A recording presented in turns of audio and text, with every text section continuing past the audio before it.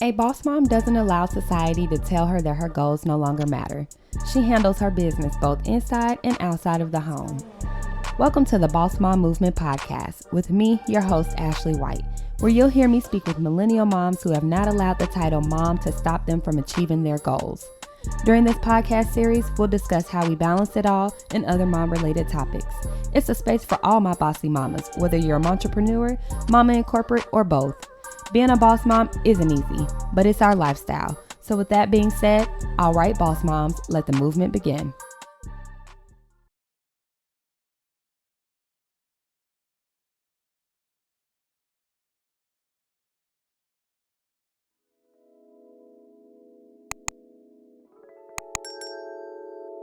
Hey y'all, before we jump into this episode, I wanted to come talk to you about starting your own podcast show. Have you ever thought of maybe just telling your story, interviewing people, or simply sharing tips and tricks about something that you're passionate about? Podcasting might be the right avenue for you.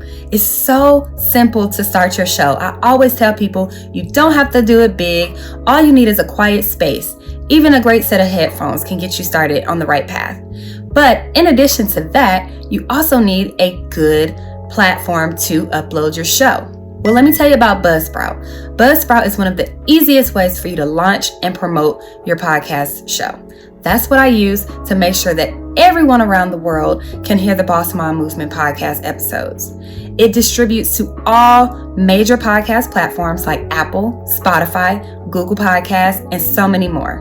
Simply a click of a button does the trick. So, in the show notes, I have listed a link for all of my people that are ready to get out there and get on this podcast train. It is going to be an amazing experience for you if you've never done podcasting before, because it is so easy. I loved it. So I wanted to share this opportunity with you because they have helped not only the Boss Mom movement, but hundreds and thousands of other podcasters get their show to the right places. So like I said, check out those show notes, let them know that Ashley from the Boss Mom sent you, and let's start that free trial. All right, thanks for listening. Now let's jump into this episode. Hey moms, welcome back to the Boss Mom Movement podcast platform. You are here with your host, Ashley White, and today I am doing a solo episode. So I am going to be talking to you ladies about building your plan for success in corporate. So if you do follow me on social media, which is at the Boss Mom Movement, then you would have recently seen me post about entering into motherhood a year ago, transitioning jobs. As a pregnant woman, I was interviewing. I knew I needed to land a permanent full-time role so that I can grow with the company that I was working with. In addition to just over the last 5 years, I have been able to increase my salary over $50,000 and get into an industry that I wanted to be in, which I thought, or almost thought anyways, that it wasn't going to happen because of where I was. So I wanted to just get on here and talk to you all about being a woman in corporate. Being a mom is an additional piece to the story, right? Because being a millennial woman in corporate, it has its negative stigmas. Being a millennial in corporate in general is kind of negative when we're working with people who have been in their field for a long time, right? And so typically the older generations feel like millennials don't do what they need to do in the workplace. They don't hold jobs for a long time. They're not committed, which is something that they've seen in the past. And I'm gonna be honest with y'all, like, I probably would never stay in a job past 5 or 10 years. Like, I am a recruiter, and that's not even something that I encourage, because sometimes there are ceilings put in place for us not to advance. And I'm always looking for the next opportunity to advance my skills. And if you get pigeonholed into a box, it's really hard for you to do that. And if you've been in the same role for years and years and years, unless your job is giving you, a bunch of opportunities to grow and maneuver through, different channels of growth, that's great. But a lot of times they don't. And so that is the mindset that a lot of millennials have, that our jobs, or companies rather, who have people from older generations that don't necessarily believe in that because they've been sitting in their seats for 20 plus years, or, these are places that they retire from. So I say all that to say, like, looking for those opportunities of growth is really what helps you grow in your roles, right? So let's take it a little little back, just to kind of give you guys a background to my working background. So out of college, I went into higher education. And for those of you that don't really know what that is, because I know I didn't when I graduated, it is working in the college school system. So I worked in college recruiting. I was focused on recruiting students from high school and middle school to the college of their choice. And I always kind of had it in the back of my mind that I wanted to do HR. I just didn't know exactly what I wanted to do in it. I'm a social butterfly. So I'm like, okay, I can't be doing anything that's just going to have me behind the desk, typing on the keyboard all day and not talking to people. And talking to people, not necessarily just that work with me. And so that's when I started thinking about recruiting. My parents have been in HR for like over 20 years doing recruiting, diversity work. So I've always had them to kind of model after. But that was like another thing too. I was just like, oh, I kind of want to, do my own thing. Don't think I really want to walk in their footsteps or whatever. So that's kind of like why I held up on going into HR. I did college recruiting for 4 years, and I would say it definitely groomed me for corporate. So I'm the type of person, like, when it comes to work, I'm always looking for opportunities to grow and learn something new. I'm a forever learner. And it's worked out for me. I was in positions where I was creating my own work when I was working in education, own projects to get promoted. So we had coordinators on the team and they made more money, but also they had more responsibility, in which that was something that I was just like, I know I can handle this work. Like, okay, I'll do the bare minimum for a while, ace that, and then I'm moving on to the next thing. That's just how my mindset is, because I'm like, why would I not want to be learning something new in this role, right? So I would preach to my other coworkers, like, I don't care what the job is asking you to do, because a lot of times when I was working in education, they would always ask for volunteers for certain things. I'm raising my hand because this is how I think about it. You're giving me an opportunity to do additional work that's not on the job description, right? And that is going to essentially give me more experience. So when I get ready to leave this place, that's something that I can put on my resume. Now, everybody thinks like that. Sometimes people just want to come to the job to do what is on paper to do, right? What's in that job description. This is what you hire me to do, and I don't want to do anything extra. You do not progress in corporate with that mindset, okay? Or in 9 to 5, I should say, like, you do not progress like that, because people want to see results. They want to see things that you have initiated, not things that people have told you or asked you to do, things that you have come up with yourself. They want to know that you were able to be of value to your team, to your company, and if you're just sitting there twiddling your thumbs and just doing what's on the job description, where's the value in that?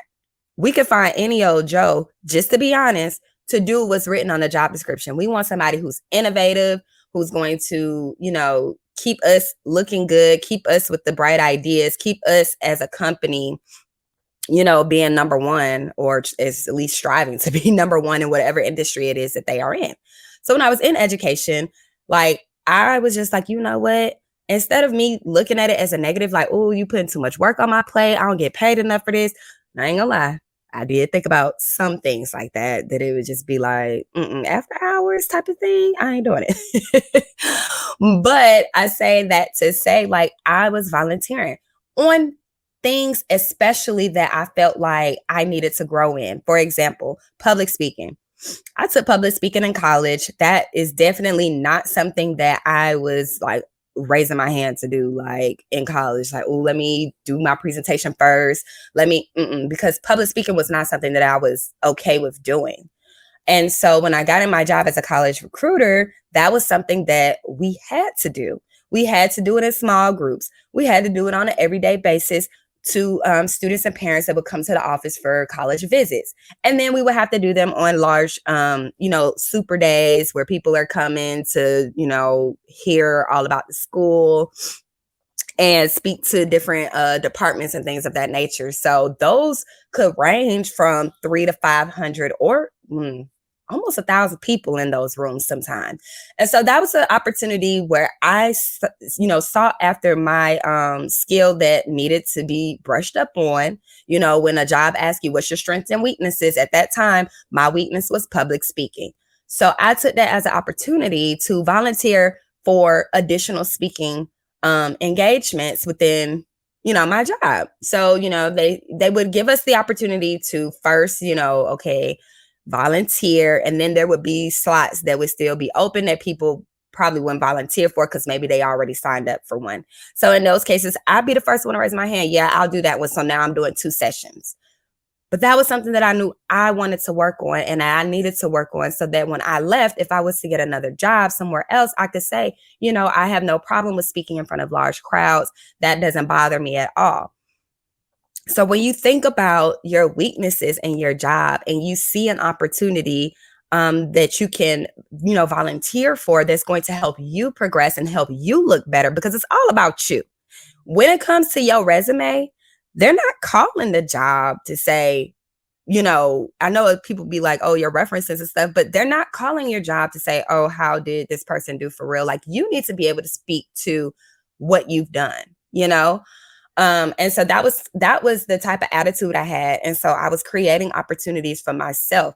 I had wrote out a whole plan on, I introduced a whole plan on building out a diversity ambassador program. And it was a need that I saw that we needed on our team and for the university. And it was also a passion of mine because I did work for a predominantly white institution. And we did have minority students that went there and applied or were interested. But some of their concerns were, seeing other students that look like them, being taught by people that look like them or share the same background as them, because they were thinking about the, environment that they was going to be able to thrive in when it came to college. And so when I noticed that gap, I said, you know what? We need an ambassador program to where we can have students come in that share these same backgrounds, that look like these students that we're trying to recruit, so that they can talk to them one-on-one or in group settings and let them know what their experience is to help us in our efforts recruit. So remember when I said you need to be the one developing and initiating things, right? People want to see your results. That was something that I created, initiated, and put in place, and I managed it. I ran it. I supervised the students. Now I have supervisory experience. Now I have hiring experience, right?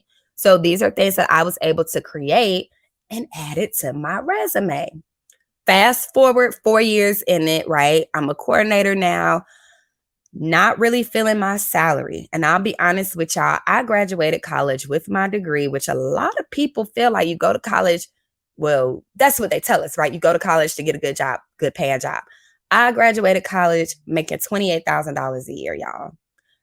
I am not playing. And I tried to negotiate, right? Because that's what we should be doing, especially as women. There was no negotiation. That was what it was.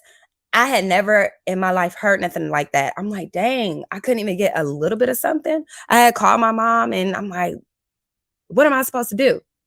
But I didn't have anything else. And I was ready to start my career and start getting some of those skills and building on my skill set. So I took the job, got the coordinator role. I got a bump up to $35,000 a year. It wasn't nothing, even like it sounds like nothing. It wasn't. And I was just like, okay, I am I was 25 at the time, maybe 26, going on 27. And I was just like, this cannot be it. Like, I know people that are working in corporate that graduated with me that's making way more money than I am. I know I am worth way more money. Like, I bring a lot to the table. And I was just not happy. And the trajectory for education and education period, like, to get money, you have to be there for a long time. And I'm sorry, I'm impatient. I know some people are like, I'm gonna wait it out. But I did not see myself growing at the pace that I wanted to. I did try to transition jobs. I'll be honest, I did not get some of them. I didn't get any of them, actually, in education that I tried to get. I came really close to some, making it to final round interviews, but I wasn't getting it. That was the moment where I was just like, you know what? this isn't for me. I'm going to go and try corporate because I've been thinking about it for a long time. I'm going to go try it out. If I don't like it, higher education is always here. I've made a lot of connections. I'm sure I'll be able to transition back at some point if that's what I choose to do. But let me go out here, kind of spread my wings and see what else is there out there for me in this corporate space. So as I was looking to do this transition, this is something that's important. When you're looking to transition industries, a lot of time that particular industry that you're looking to go into, they may not be open to someone who is not already in that industry, especially if you're not a fresh graduate. And at this point, I had already been working, my 9 to 5 for 4 years. I'm not a fresh graduate. I have 4 years professional experience and, really 5 years because I include my graduate assistantship as professional experience. So I'm like that mid-level, right? But I don't have HR experience. I don't have that corporate environment experience. And so I had to find a role within corporate that would allow me to say I have a transferable skill set. So the role I ended up finding, which I didn't even really know existed, was university relations. And so this was very much related to what I had been doing. So instead of recruiting high school students or middle school students to go to college, they were recruiting college students to work for their companies.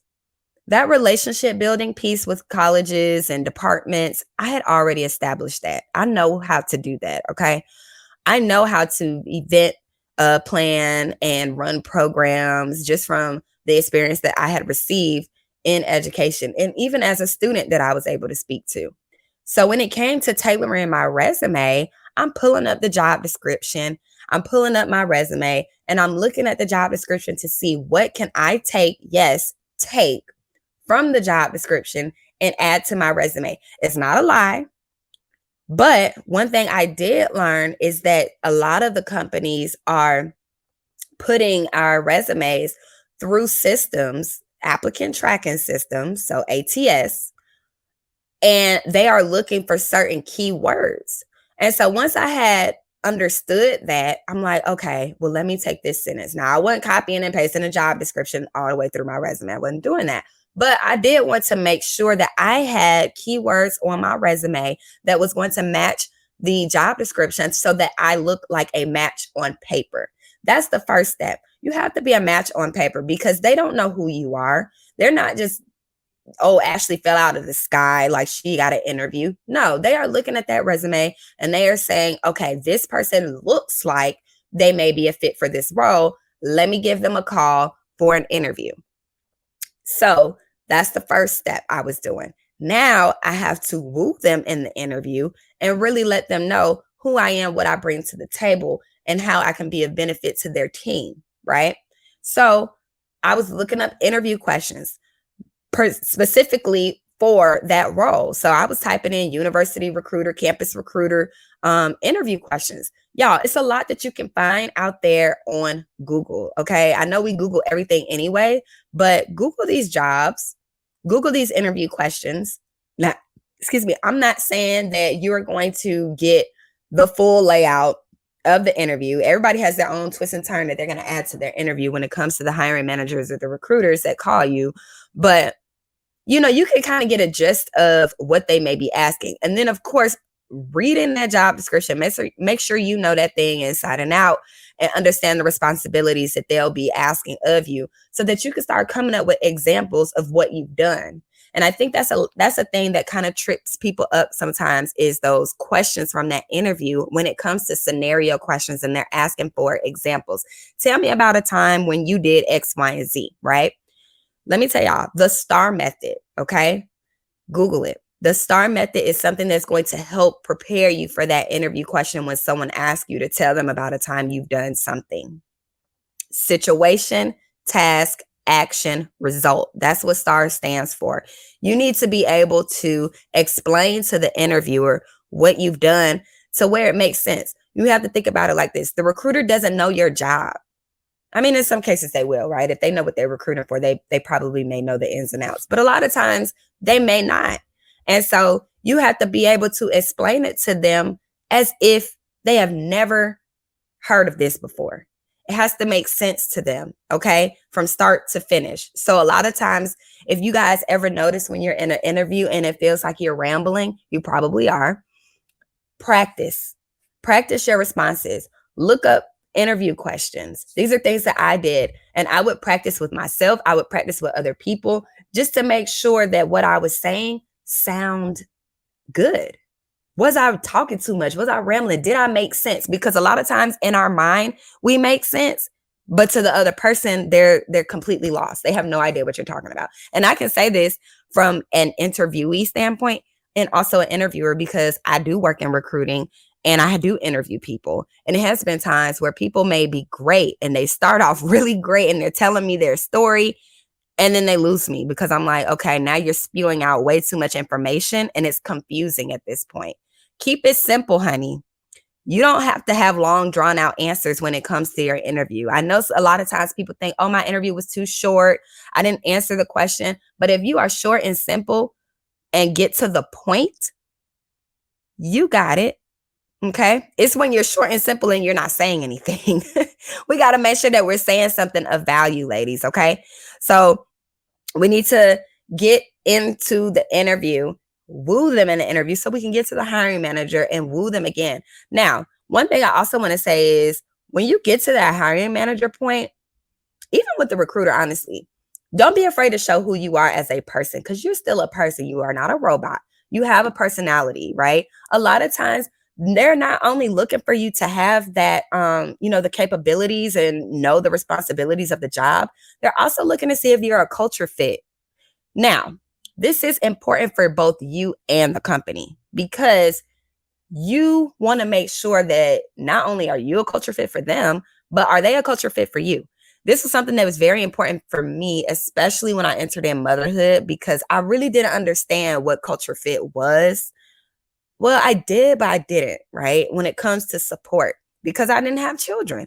So when I got pregnant and I was on my journey looking for jobs, I knew I wanted to have a remote position. I was already in a remote role due to the pandemic. And I was just like, this is the best life ever when it comes to working. I don't want to go back to someone's office. Like, no, that's just not for me. So it was very important with me having my first child that I was not taken away from my child and being able to spend moments with him and watch him grow within his first year. So I made sure, okay, remote positions only. Of course, I'm looking at the salary, or at least discussing it, because a lot of times you may not see the salary on the job posting. But then trying to learn more about them and how they support their employees. Are you micromanaging? I'm not a fan of that. Now, everybody has different learning styles, but I don't need a manager down my neck, trying to see what it is I'm doing every second of the hour. Like, no, there's no way for me to do my work if you always asking me what I'm doing. But that was something for me, as something that I was looking for in culture. But also something that was very important for me is professional growth, because I knew in my last long-standing role within education, I was just like, I need to have someone that is going to believe in me the way that I believe in me. And you're not going to always find that in management. And a lot of times, they say, oh, we have, this professional development opportunity, whatever. But like, really get to know them, especially when you get to the hiring manager point, because that's the person that's going to be managing you. And you need to learn their management style. Ask them those questions. When you get the opportunity to ask questions in the interview at the end, you definitely should be asking questions. And that is something else that you can Google. What are some good interviewee questions to ask during your interview, so that you're not asking those blanket questions? Oh, how long have you been with the company? Like, okay, that's a good starting point, but that's not where we want to leave it at, ladies. We want to really dig into the nitty-gritty of who they are and how they manage their team. Okay. Now, if you ain't looking to grow, you're just looking to get a role to get a paycheck, honey, hey, then this ain't for you if you don't care about this stuff. But a lot of us do, especially when we get into these roles and then we decide this is not what I thought it was. So make sure you're asking those probing questions, because just like they're interviewing you, you are also interviewing them as well. Okay. So don't be afraid. When it comes to negotiating, so remember in the beginning, I said I tried to negotiate my salary in education, and that was pretty much a no-go. When I got to corporate, honey, now I ain't gonna lie to y'all, my first corporate job, I was so like, just, oh, I need to get the bag. I'm leaving 35,000. I got to leave that. What's going to get me up out of this role? I had already premeditated this and told myself, like, if I could get at least 15,000 more dollars, I'm out of here. Deuces. 2 weeks notice. I'm gone, right? So I just threw out a number. And be mindful of this, ladies. Don't lowball yourself, okay? Because this is something that I did. They asked me in the interview, what is your expectation? Now, you're not always locked into this, but definitely be mindful of how you answer that question. Don't be afraid to tell these people how much you want. Men don't, okay? And we already know that men in corporate get paid more than women anyway. You know your worth, you know your value, you know what you won't go below. So me just like, okay, I want more than 35. I said, if I can get 15,000, that put me about 50K. I'm good. I said 50K. When they gave me my offer, they gave me 50K. And I was ecstatic. I ain't gonna lie to you. I was ecstatic because I'm just like, finally, I'm at the 50K mark. Like, I know people that's already been here and surpassed this by this age that I'm already in, who maybe started out at corporate. So when it came time for me to accept my offer, because this is where you do your negotiations, I tried to negotiate. And they told me, well, that's what you told us you wanted, and that's what we budgeted for. Cool. I took the job. 10 months later, I was laid off because it was March 2020. The pandemic happened. Y'all, when I tell y'all I was freaking out, but I'm not gonna lie, I was definitely thankful, because one thing about it is any job I move to, I'm gonna be making more than what I did. So I definitely made more than what I was making. So I was thankful for that. I was also thankful for having an opportunity to even get into corporate, because that was the starting point, being university relations. Now, I didn't know that I wanted to stay in university. Like, I knew I had loved it, but I was like, there's probably a little bit more for me within this corporate HR space, recruiting space. And so I got laid off. I was freaking out, like, oh my gosh, what am I going to do? I can't pay my bills, like a lot of other people was going through. I had never been laid off from a job. So I'm like, I don't know what to do.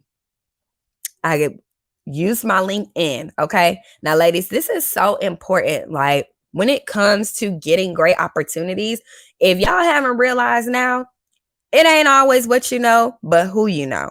And LinkedIn is a very resourceful place for people in corporate, because you have your recruiters out there, you have your hiring managers out there, and you have the opportunity to sell yourself in a good way, right?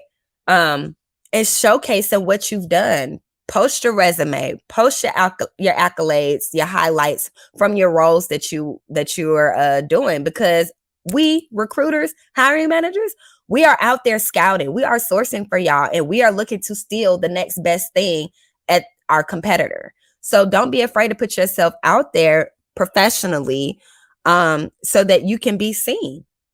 Another thing is, don't be afraid to reach out.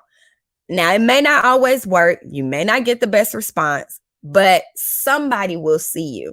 When I was job seeking, I was on LinkedIn faithfully. You would have thought LinkedIn was paying me, honey, because I'm on there. I'm jumping in the DMs. Hey, my name is Ashley.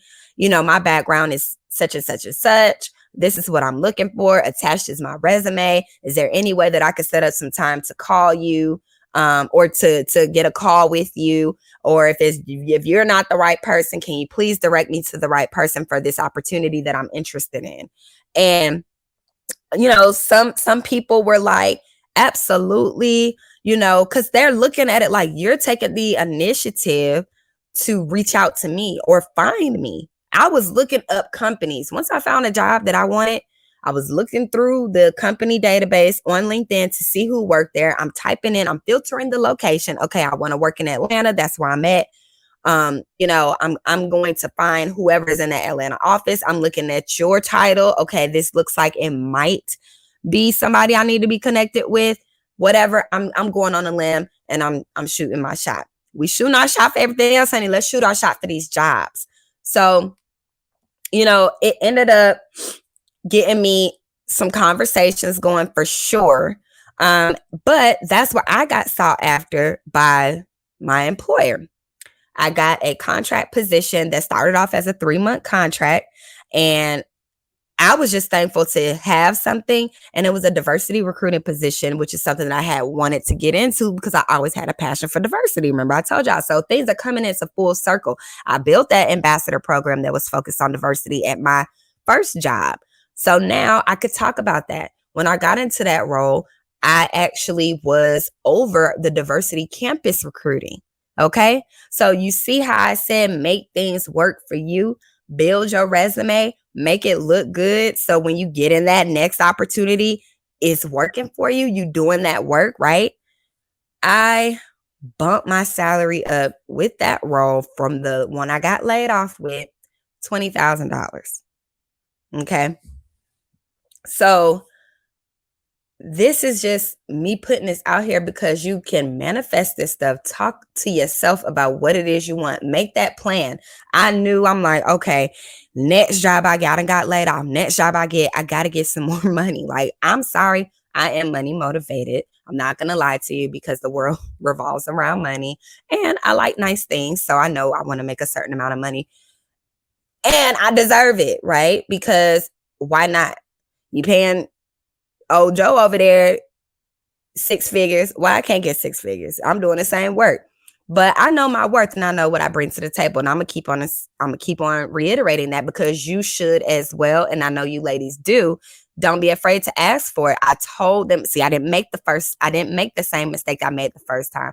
I gave them a number that I knew if they gave me, I would be ecstatic. But if they didn't give it to me, that wasn't my end all be all. Tell them more than what you really want. Okay. If you know that you would take a job, you'd be able to do 60K, tell them 70. 9 times out of 10, they may not give you what you asked for, but it'll be closer to what you asked. It could possibly be closer to what you asked for than closer to what you know you won't go below. Okay. So got that job. My contract kept getting extended. My manager really wanted to build out her team, and she really believed in me. After we had worked together for some time, she ended up becoming my mentor. We are still close to this day. And then a year later, so I got extended out from 3 months, y'all, to a year. I was so thankful for that. But I knew I wanted to get a full-time position because as a contract worker, I didn't have the same luxuries to benefits, company benefits that someone that was a full-time permanent employee would have. So it was a lot. It became difficult for me to get like maternity leave, y'all, because I got pregnant in that job. And I was just like, oh my gosh, like, how is this going to be? Y'all, when I had took maternity leave, like I wasn't getting paid. I mean, luckily I was with my partner and he was working. So we was, able to do it. But I'm like the type of person where I'm just like, oh, I got to get my own money. I need my own. That's just me.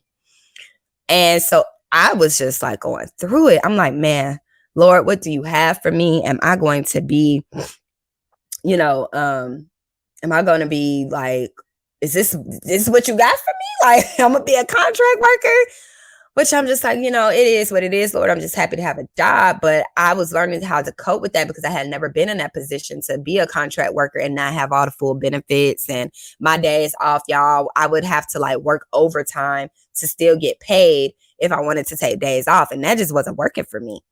So it was conversation about transitioning me to a full-time permanent employee from that contract, but I may have had to take a pay cut. As a contract employee, a lot of times you get paid more because they're trying to compensate for the benefits that you don't receive. And I was like, no, ma'am, I will not go below 70K. That's where I was at the time. I was like, I can't do it. I've already gotten established. It's been a year. I'm already established making this type of money. I can't go back. And so I said, you know what? I'm going to take this time on maternity leave to apply to jobs. And if I come back from maternity leave, because I was going to be off for 16 weeks, if I come back and y'all have an offer ready for me, because when I left, that's what we were talking about. Be transparent with these people, y'all. Let them know what it is that you want. I straight up told them, I don't want to be a contract worker. I'm bringing a child into this world, and I need to have a full package of benefits. I need that. Can't compromise.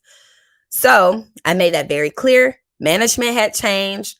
When I came back, I expected an offer, y'all. There was no offer for me. I had been interviewing. I had 2 final interviews with the job I have now and with another company. I only got one of them. Grateful. That's the one I'm in. But I was able to take that back to the employer that I was in with the contract position. And hey, I want to stay here with you guys. I told y'all this is what I wanted. It's not here. I didn't tell them right away that I have already accepted another job, because I'm like, I've been with y'all for a year. And even though I told y'all that I wouldn't be in a job like longer than 5-10 years, it was only a year. I was like, I still, and I was running the diversity recruiting. So I was like, this is an opportunity for me to seize and be a leader on the team. I wanted a promotion by title. And I didn't necessarily have to increase my salary. I'll definitely put it on the table, but I would have stayed. I would have stayed, at the 70 with the full time and all that permanent position. And, that first week went by that I was back. It didn't happen, y'all. I'm leaving. I put in my 2 weeks. I worked that job all the way until I started the next job, because I ain't leaving no money on the table. But I was transparent, y'all. And guess what? It didn't work in my favor. Like, they were still lagging. And what I didn't have time to do was waste. I got my baby now. And what if I sit here and tell this new job that I'm not coming, and then y'all never make me permanent? Sometimes you got to pray about it, and you have to think, like, what's going to be in the best interest of you and your family. You got to make those decisions. I made that decision, y'all. The job I have now, I love. I'm going to tell y'all how much I make now, but just know I'm in a good place. And I received a promotion with less than a year. I'm saying this to encourage you, ladies, and learn from some of the mistakes that I just said I made, but also learn from your own mistakes as well. But one thing I want y'all to learn about is being vocal.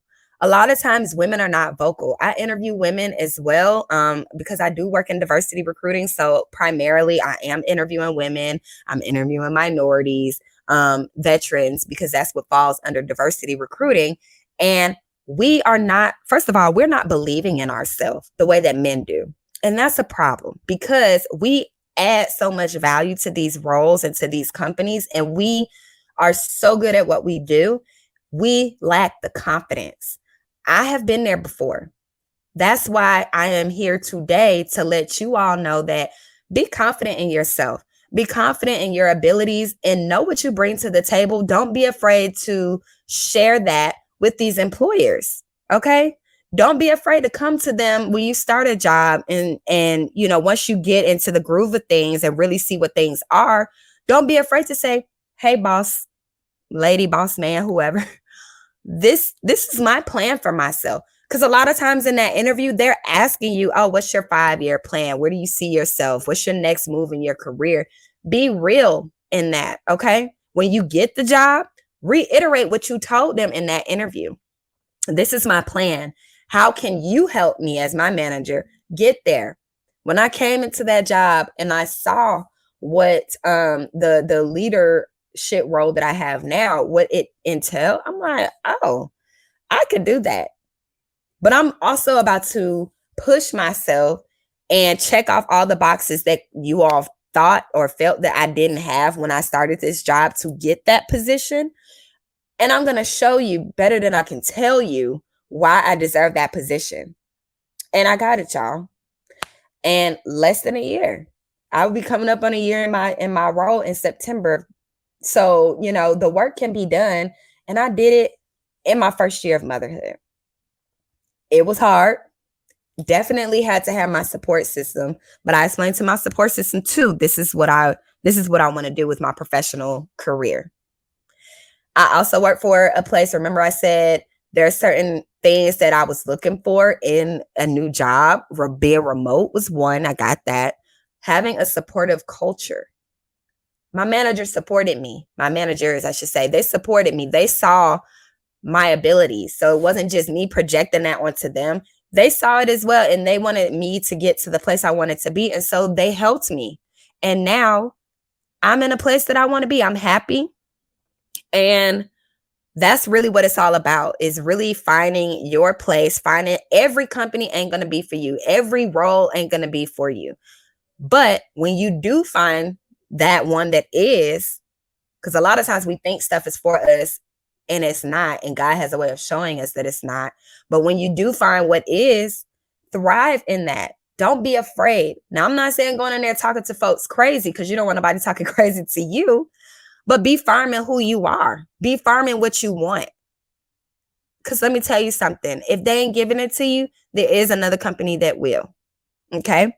So these are things that I just wanted to share with y'all that has helped me grow and build my plan for success while I'm in corporate. I don't know how long I'm going to be in corporate. If God has it for me to be somewhere else, but I'm owning it while I'm here, because I know everybody, want to be an entrepreneur, which is fine. I'm a side entrepreneur as well. And maybe one day I'll become a full entrepreneur. But one thing I am is a corporate mom, a corporate woman, and I'm going to own that. That's where I am in my life today. And I'm going to make it work for me. I'm going to continue to grow in this space. And I want other women to do the same, because we can do it.